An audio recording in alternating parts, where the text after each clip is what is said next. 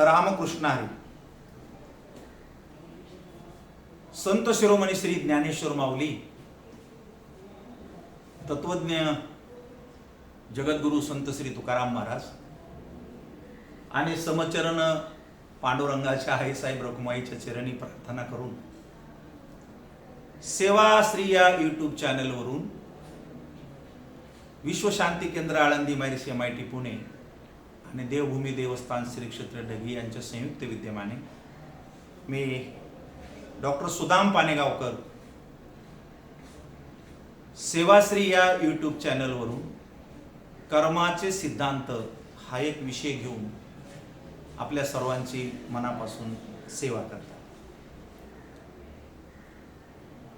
आपण या भागामध्ये ऐकणार आहोत की आपली कर्म जी आहे ती क्रियमान कर्म आहे आणि क्रियमान कर्म ही आपल्या रोजच्या दैनंदिन प्रत्येक पोझिशनशी, प्रत्येक क्रियेशी निगडीत असतात.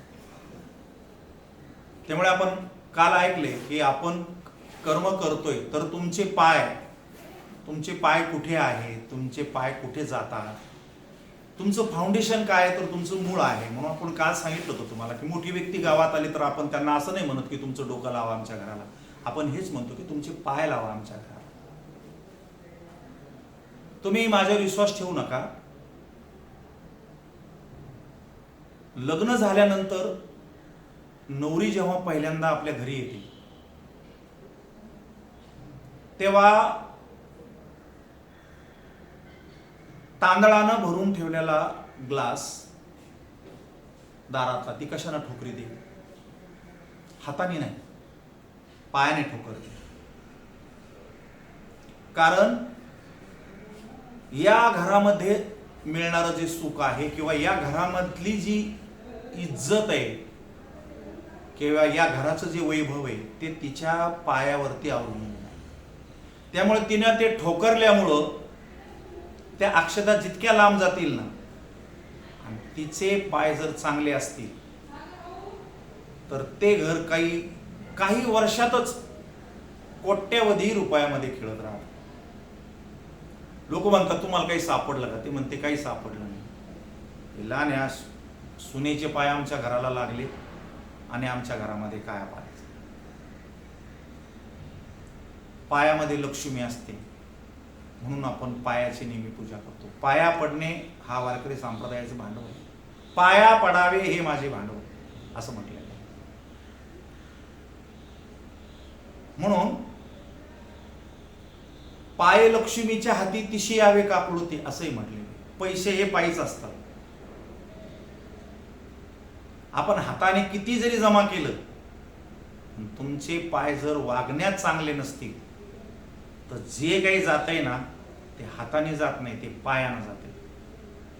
कारण तुम्ही चुकीच्या ठिकाणी जाता, चुकीचं काम करता, त्या चुकीच्या क्रियमान कर्मामुळे तुमच्या संपत्तीचा क्षय होतो. म्हणून तुम्हाला जर समृद्ध व्हायचं असेल, परिपक्व व्हायचं असेल, नुसती ही लौकिक संपत्ती वगैरे नाही, तुम्हाला चंद्र सूर्य आहे तोपर्यंत जर तुम्हाला पाठीमागं काही ठेवायचं असेल, तुमचं नाव ठेवायचं असेल, तुमच्या कुळाचं नाव ठेवायचं असेल तर फक्त तुमचे पाय हे योग्य ठिकाणी चालले पाहिजे. तुम्ही पाय सांभाळून चाला, तुम्हाला कधीही धोका होणार. बरं, भांडणामध्ये पहा लोक काय म्हणतात, सोडा त्याला, त्याच्या लय आली पायाकडून. म्हणजे पायाकडून आली ना माणसाची, त्याची भाषा बदलती, त्याचं खाणं पिणं बदलतं, त्याचे दैनंदिन व्यवहार बदलतात आणि सगळं लयाला जातं. तुमच्या लक्षात येण्यासाठी सांगतो, 700 वर्षाचा काळ लोटलाय आळंदी आणि देऊळ. देशाच्या, विश्वाच्या, महाराष्ट्राच्या कानाकोपऱ्यातून वारकरी भाविक लोक आळंदीमध्ये येतात. इथली माती उचलून आपल्या कपाळाला लावतात, आपल्या तोंडात टाकतात. तुम्ही त्यांना विचारा असं का करतात?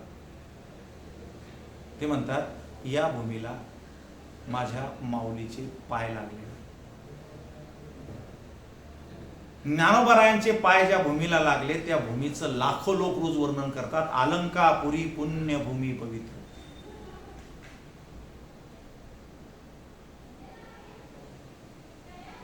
भजन प्रक्रियामध्ये देवाचं नाव अगोदर असतं, पण वारकरी संप्रदायामध्ये आळंदीच्या भूमीचं नाव घेतलं जातं.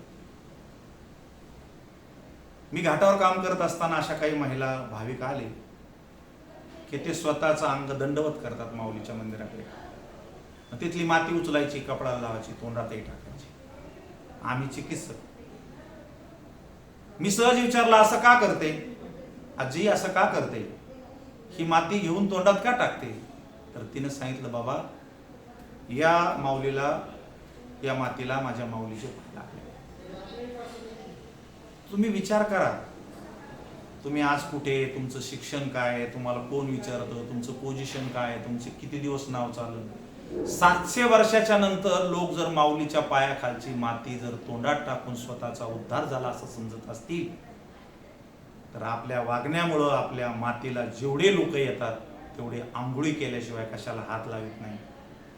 पाया पडतो तुमच्या, फक्त तुमच्या लेकरा बाळाचं, तुमच्या मुला मुलीचं, तुमचं, तुमच्या कुटुंबातल्या सगळ्यांचे पाय जर चुकीच्या ठिकाणी गेलेच नाही, ते रोज शाळेत गेले, कॉलेजला गेले, अभ्यासाकडे गेले, मंदिराकडे गेले, सत्संगाकडे गेले, तर तुमच्याही पायाची पूजा होऊ शकते.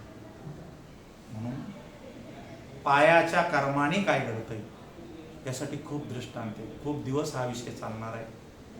वर्षभर आपल्या शरीरातल्या प्रत्येक इंद्रियाकडून कुठलं कर्म होतं आणि ते कर्म कशा पद्धतीनं आपल्याला भोगायला येतं हे तुम्हाला समजावून घ्यायचं असेल तर कर्माचे सिद्धांत याशिवाय काही पर्याय नाही. सिद्धांत कधी बदलत नसतात. ते तत्व आहे, ते कुठल्या व्यक्तीवरती, कुठल्या सत्तेवरती अवलंबून नसतं. यासाठी आपल्या सर्वांच्या चरणी विनम्रपणाने अभिवादन करून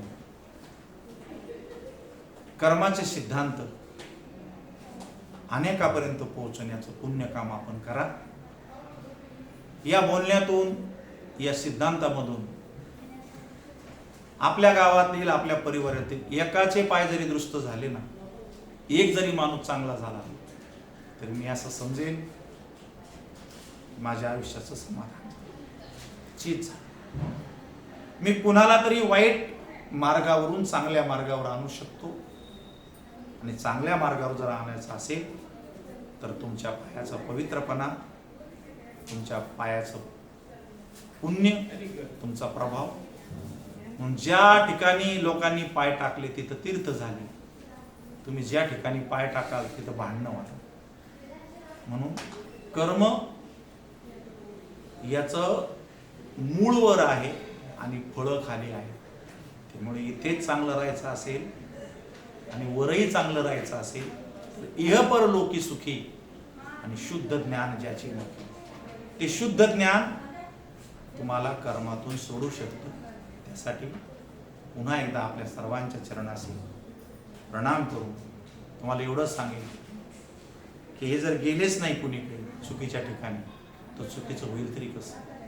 जास्त आपल्या पायाच्या प्रत्येक बोटाचा काय काय परिणाम आहे तोही मी तुम्हाला विस्तृत सविस्तरपणे सांगणारच आहे. आज आपण इथेच थांबूयात की जे काही घडतं ते पायातूनच घडतं. पायात चुकीचा असेल, कच्चा असेल, जीवनाची इमारत कोसळू शकते. जास्त आपल्या पायाला सांभाळा, पाय सांभाळून टाका, पाय एडा वाकडा टाकू नका. पाऊले चालती पंढरीची वाट. रामकृष्ण.